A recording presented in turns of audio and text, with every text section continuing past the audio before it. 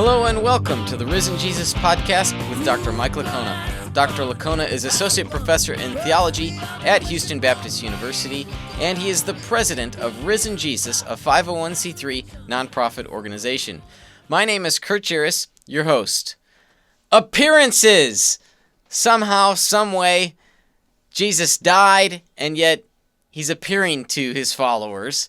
And this poses an intriguing question, or maybe a problem, for historians. What do we make of the appearances?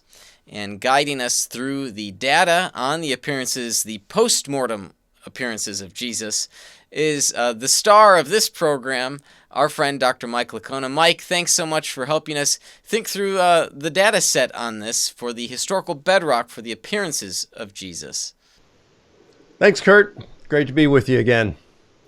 All right, so Mike, on today's program, I want you to guide us through the post-mortem appearances. I know before I said the appearances, but the post-mortem appearances of Jesus. Of course, we could spend ample time discussing the appearances of Jesus, but we really want to know about the post-mortem appearances of Jesus. And this doesn't happen all that often, where people die, and particularly die by crucifixion, and then they appear to multiple people, and in some cases even doubters, people who didn't believe, and we'll get into that. But guide us through here the data set on the post-mortem appearances of Jesus. Well, our earliest report comes from the oral tradition in 1 Corinthians 15, verses 3 through 8. So it says that Paul is delivered to them around the year 51 when he established a church in Corinth, what he had also received beforehand, most likely from the Jerusalem leadership or deriving from them, that Christ died for our sins, that he rose, was buried, that he was raised on the third day according to the scriptures, and that he appeared. And then the tradition includes a number of resurrection appearances. So you have to Peter, then to the 12, then to more than 500 at one time, he says, then to James, and to all of the apostles. And then Paul says, last of all, is to one untimely born, he appeared also to him. So you've got to individuals and to groups, to friend and foe alike, that is said that Jesus is appearing to them. All right, so 1 Corinthians, we've brought that up numerous times over the course of the podcast in multiple seasons. It is one of the earliest attestations of the appearances of Jesus. Now, I don't know if this would be an appropriate time to get into this, and so feel free to push off this question if it's not. But when Paul talks about the appearances, what type of appearance is he talking about here in this creed? Is this a spiritual appearance? Is this an existential appearance in our heart? Or does this creed seem to suggest a physical, resurrected appearance? Well, I think if we're going to look at it's a fantastic question. And I think looking at what Paul thought, what was in Paul's mind when he mentioned the appearances, that is a very important topic. I don't think this creed in 1 Corinthians 15 gives us any insight into that. It doesn't tell us. It just says Christ died, was buried, was raised, and that he appeared. Now, some will say, okay, well, if it talks about burial and then him being raised, that must be referring to what was buried was raised, or as my mentor Gary Habermas has said, what goes down in burial comes up in resurrection. So that would imply a resurrection, a bodily, physical resurrection. The body that's buried is the body that's raised, although transformed. It doesn't mention an empty tomb. So, you can't appeal to an empty tomb there. But as N.T. Wright says, an empty grave even is implied. If you're talking about I think Wright said, if I said I walked down the street, I don't have to say by my feet, because that's implied. Or you could say, if it said that a baby died of sudden infant death syndrome, SIDS, you don't have to mention an empty crib. It's implied. Now, I think those are decent arguments. Ultimately, I don't think they're conclusive when it comes to this creed. I just don't think there's enough there. I think if I had to put it on a scale, I would say the scale would tilt in favor of bodily resurrection, just simply because it does mention his burial and then resurrection. But it's not necessarily referring to a bodily resurrection in this creed. So I just want to be really careful. I want to be careful that I'm not weighing in with my bias so much that it's impacting my investigation. I know, of course, I'm biased. Everybody is biased. Even skeptics are biased. We're all biased. But if we're trying to get the truth, we want to do our best to bracket our bias and manage it so that it doesn't unduly influence our investigation. So I don't think that this creed really tells us much about the nature of Jesus' resurrection, at least in Paul's view or the view of those from whom he got the creed, the apostles. We're going to have to get that from elsewhere. So when we're looking at the data set here, we've got 1 Corinthians 15, and we have the reference to an appearance, but maybe we've got other data in this set that tells us a little bit more. So maybe if we continue on, I think we have some resurrection appearances in Mark, and maybe you could tell me about that. No, we don't have resurrection appearance in Mark. Okay. You do have them implied. Okay, so not only does Jesus on multiple occasions predict his death and resurrection, but on one of those occasions, he predicts the post-mortem appearances as well, post-resurrection appearances. In chapter 14, verse 28, he says, "After I have been raised from the dead, I will go ahead of you to Galilee, and there you will see me." So he is predicting his resurrection appearance to them. Now, why doesn't Mark narrate it? Well, that's something for which scholars debate. I would say you probably have the majority of scholars who think that Mark ended his gospel at chapter 16, verse 8, and that verses 9 through 20 are not in the original Gospel of Mark. Hardly any scholars think that they're part of the original Gospel of Mark. That's where it talks about picking up poisonous snakes and drinking poison, and you'll be okay. Those are spurious. They were later added probably sometime in the 2nd century. But now the question is, why did Mark end his gospel so abruptly by saying, after the angel said, "Go back and tell Jesus says, tell the disciples and Peter that he's going ahead of them to Galilee, and there they will see him just as he said." And then it says the women fled and said nothing to no one. They left out, I think it says, out of fear and trembling, or fear and amazement, and said nothing to no one. So why does it end abruptly like that? That's kind of strange. So a lot of scholars think that the ending of Mark, either Mark was unable to complete his gospel, or that sometime along the way the ending was lost. So I think that's probably what happened along there. But he doesn't narrate any appearances of Jesus. But the appearance in Galilee is at least implied in chapter 14, verse 28. Now, some scholars will even doubt whether 14:28 was in the original Gospel of Mark, but we really don't have any good reasons for doubting it. All the manuscript evidence would suggest that that was in the originals. The only reason for doubting it would be philosophical rather than historical. Right, so we don't have anything explicit, but we do have something implied, and there's something fishy going on there with the ending of Mark, and something about the women as well. And we see here elsewhere in other Gospels the women and their relationship as the early discoverers of. We'll be getting more into that later on with Empty Tomb, but there is another appearance, isn't there, with the gardener and the women? The gardener and the women? Well, you do have in John's Gospel, when Mary is inside the tomb, she hears someone outside of the tomb saying, "Woman, why do you weep?" and she thinks it's the gardener.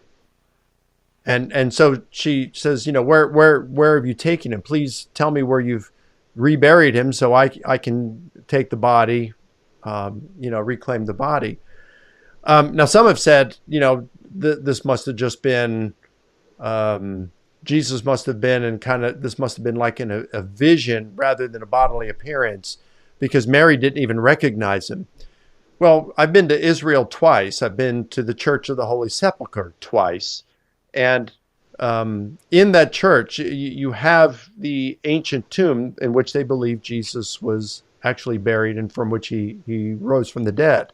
There's another one called the Garden Tomb, but most scholars think that it's the Church of the Holy Sepulchre that was the actual tomb of Jesus.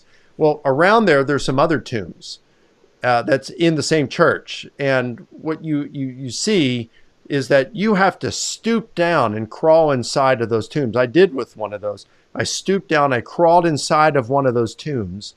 And when you look outside, you can't see the person's face. You might be, I forgot what it was, you might see just up to their kneecaps or their hips, but you don't see their face because you are inside of that tomb looking out and it's very dark. So if she heard Jesus saying, "Woman, why do you weep?" and let's say she doesn't recognize the voice, she's not expecting it to be Jesus. It could very easily be the case that she just doesn't see his face. She just sees the lower half of him. So that's not really a problem. But yeah, you've got the women. They talk about an appearance. You've got appearance to the women reported in Matthew and in John. But notice something here that's very interesting. The appearance to the women doesn't appear in the early kerygma, the oral tradition that predates the Gospels. That's found in 1 Corinthians 15, verses 3 through 8. Why is that? Well, because the women in the first century, woman's testimony wasn't worth much at all. In fact, it would have subtracted from the credibility of the accounts. And indeed, you come to Luke's gospel, and when the women report that they'd seen angels who said that Jesus was raised from the dead, Luke reports that the men thought they were telling frivolous tales.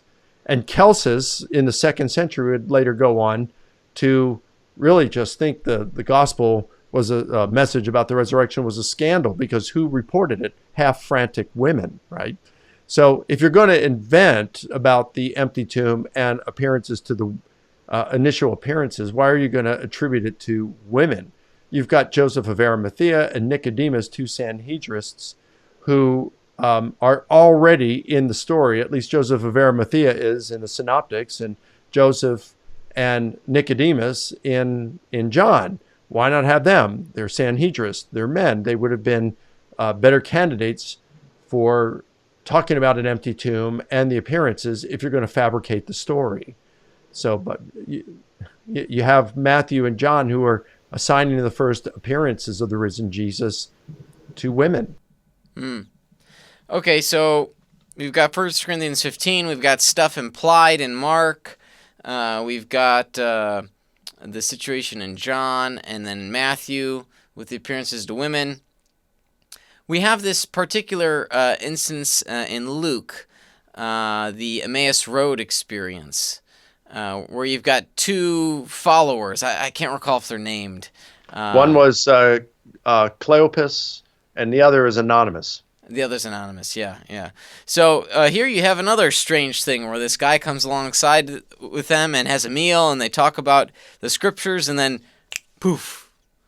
It seems that the person disappears. Tell me more about that. Well, yeah, You've got some scholars, many who question this, and they, try to make some theology out of it. Like, I think it's John Dominic Crossan who says, that you've got the breaking of bread, right?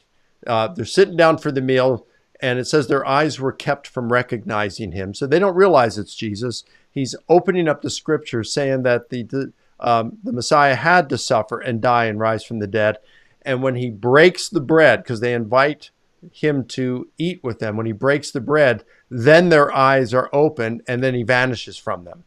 And so some scholars will say, well, this is to take our minds back to the Eucharist, right? Jesus breaking bread and saying, "This is my body, which is given for you." Problem is that there's nothing in that story that would seem to, other than breaking bread, that would seem to suggest, bring you back to the Eucharist. There's nothing about Jesus' body being broken. It could very well just as easily be reminiscent of breaking bread for the feeding of the 5,000, right? So I don't really see strong theological overtones in that just because he breaks bread. That's something you would normally do at a meal. But there is really nothing in that account that would suggest, well, I should say this, that's the only account that we have, which doesn't mean it's false. I mean, you've got a number of unique events reported by a historian and reported by no one else. That doesn't mean it's false or didn't occur. It just means you can't verify it. And I'd say the same thing with a historian here. Now, some like Richard Carrier, I've debated him twice. Had a good time, collegial time with Richard. He says that the word kleopes means tell all. And it is to be reminiscent of if I remember this correctly, the story of Romulus, the legendary founder of Rome, appearing to a Roman senator named Proculus as he's coming back from Longa Alba, a city which is 12 miles outside of Rome. He's returning to Rome, and Romulus, who had been killed by the Roman Senate during a storm when lightning struck, he's appearing to Proculus to give him a message to give to the Roman people. And he says, Carrier says that this is just a time when Luke is mimicking that story. He's inventing a story. And that is, you've got all roads lead to Rome, but this is just saying all roads lead from Jerusalem. And whereas the word Proculus means to proclaim, the word kleopes means to tell all. And that's just all baloney. It really is. The Proculus may mean to proclaim, but kleopes does not mean tell all. Kleopes is a shortened, just as Mike is a shortened form of Michael. Kleopes is a shortened form of Cleopatris, which is just a masculine form of Cleopatra. Cleopatra means illustrious father. Cleopatris is just the masculine form of that, and Kleopes is a shortened form of Cleopatris. So Kleopes means illustrious father. It doesn't mean to tell all. And the term all roads lead to Rome comes from I think it's called the Libris Para, I don't want to botch it, Parabolarum, something like that, Libris Parabolarum. But that's dated to the 11th century. So you're about a whole millennium after, when Luke is written. So it just doesn't check out that way. So all we can just say is there's just not enough historical evidence to confirm the appearance to the Emmaus disciples, but it doesn't mean it didn't happen. Yeah. All right. Now, tell me about those who doubted in Matthew 28. Yeah, that's a fun one. So a lot have said that. It's like, okay, well, if Jesus really rose from the dead and appeared to them, it must have been in a vision or something where it was really difficult to recognize him because some doubted. How do you doubt if he's standing right in front of you? Well, that's fairly easy. I've had some different thoughts about it over the years, but I've become pretty settled in what I think the answer to that is, what the truth is of what's going on there. The word used for doubting is the Greek word distazo, which means to think two things. It's used one other time in Matthew, and that's where Jesus is walking on water, and Peter says, "Lord, if that's you, command me to come." And Jesus says, "Come." And so he starts to walk on water, and he sees the wind. He feels the wind. He sees the waves, and he begins to sink. And Jesus, he says, "Save me, Lord." And so Jesus reaches down, he grabs him, and he says, "Peter, why did you doubt?" Distazo. Peter was thinking two things. He's thinking, wow, this is really cool. I'm walking on water. But then he sees the waves and he's saying, but how can I do this? And I should be sinking into this deep water and drowning. So he's thinking two things. But that doesn't mean he's doubting. It's kind of like when Jesus, he comes down from the transfiguration in Mark chapter 9. And, there's a guy who wants him to heal his son who's demon possessed. And he says, he's having weak faith. And he says, Lord, I believe, help my unbelief. So that's apistos. Pistos for faith and meaning a negating. So apistos, no faith or unbelief. I believe, but help my unbelief. It's doubt. And it's the same thing we've got in Luke 24 when Jesus is appearing to them. And it says, with joy and amazement, they were unbelieving. With joy and amazement, they were unbelieving. So we shouldn't imagine that they've got their arms crossed and lips pressed. I don't know about this. No, that's not what's going on. They saw Jesus crucified. They know he was dead. And now the worst thing that had happened on Friday is the best thing. They see Jesus before them. And now with mouths open, tear-filled eyes, they're thinking, this can't be, but it is.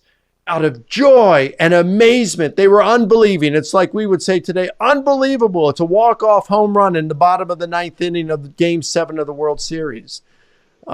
And so I think that is what's going on with the doubting. It's the same, even though it's in a different situation in Luke's gospel. Luke has it in Jerusalem. Matthew has it in Galilee. In my book, Why Are There Differences in the Gospels? I provide several reasons why this must be the same event.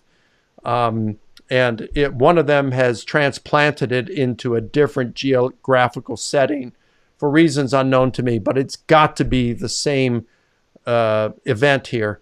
And so Luke just uses the term unbelieving. Matthew uses the term doubt. It's just the means to think two things. It's like, wow, this is just amazing. This is unbelievable. Awesome. So, all right, that's sort of fun to think about. I hadn't thought of it that way before. I had thought these were maybe skeptics who were witnessing, like you said, and okay. Grammatically, that's possible.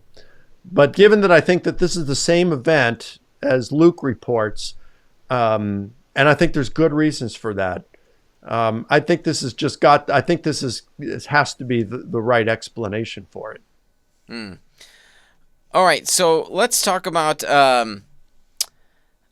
the other appearances to the disciples, and the location of which there's concern over. But Jesus does appear to his disciples, and I think here the doubting Thomas sequence, and tell us more about that and other appearances. In John, there's a prolonged post-mortem appearance. So tell us more about those more at-large appearances. Yeah, well, I think it's interesting that, you do have multiple attestation in some of these cases. So, for example, the appearance to Peter, it's all that's in the Creed in 1 Corinthians 15. He appeared to Peter. That's the first one. Well, Luke mentions it as well. He doesn't narrate it, but after the Emmaus disciples come back and tell the story about how Jesus had appeared to them on the road to Emmaus, they say, yes, it's true. The Lord has risen and has appeared to Simon. So that is reported. That appearance happened before the appearance to the 12 or the 11 in the case of Luke. So you've got the appearance to Peter that's multiply attested by Paul, Luke, and it's probably implied in Mark when the angel says, go back and tell the disciples and Peter that he's risen and has gone ahead of you to Galilee. There you will see him just as he said. So you've got multiple attestation of the appearance to Peter. You certainly have multiple attestation to the 12. And I take 12 as a nickname there for the core of the most authoritative or closest disciples, because remember, Judas has died at this point, and he's dead. And later on, you have Matthias that takes his place. So the 12 are there to represent the 12 tribes of Israel. So it's a nickname, the 12. So he says he appeared to the 12, but it was actually 11.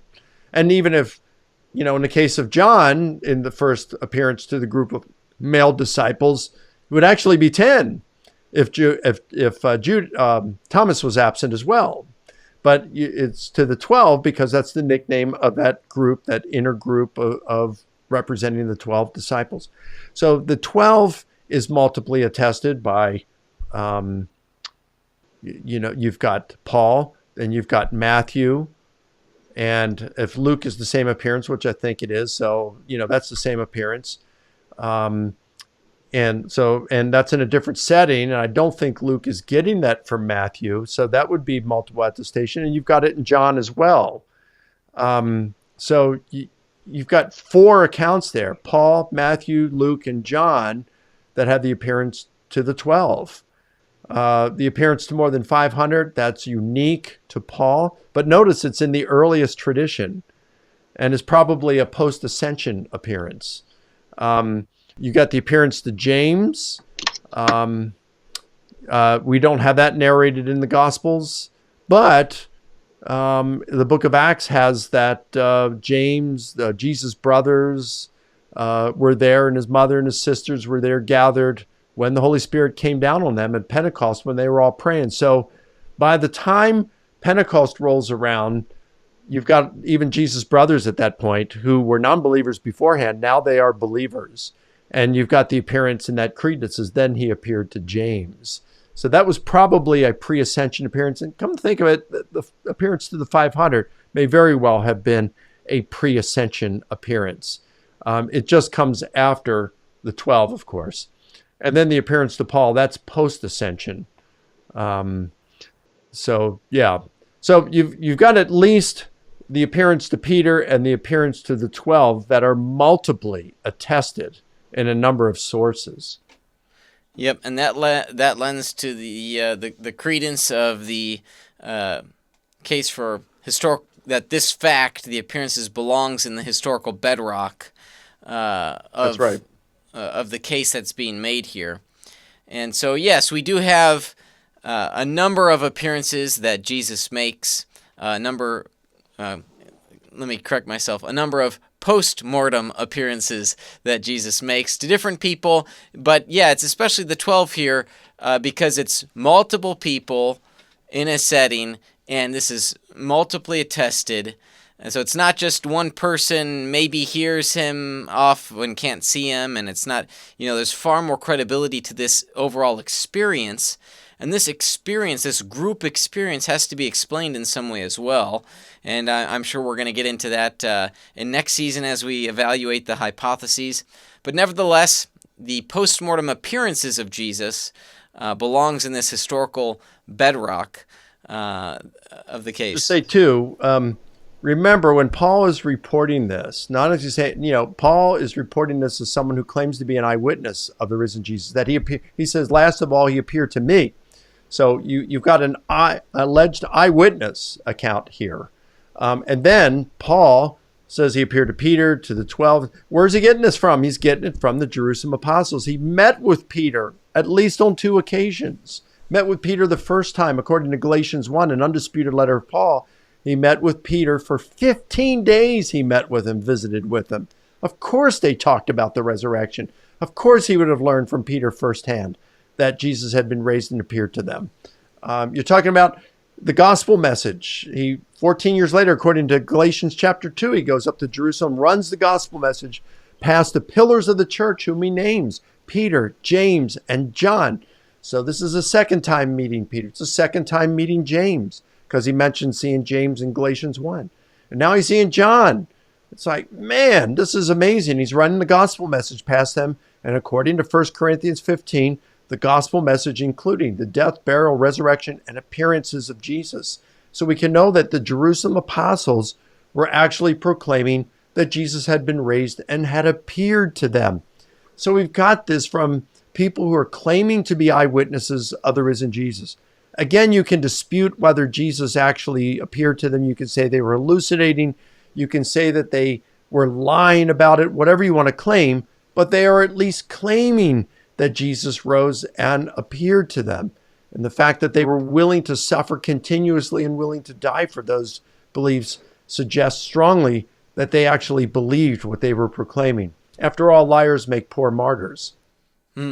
Very good point there, Dr. Licona. Thanks so much. And thanks for helping us navigate this data set here on the alleged appearances of Jesus, alleged post-mortem appearances. Man, I struggled with making that distinction this episode. Well, if you'd like to learn more about the work and ministry of Dr. Mike Licona, you can go to risenjesus.com, where you can find authentic answers to genuine questions about the historical reliability of the Gospels and the resurrection of Jesus. If this podcast has been a blessing to you, please consider supporting our work. Go to risenjesus.com/donate. This has been the Risen Jesus Podcast, a ministry of Dr. Mike Licona.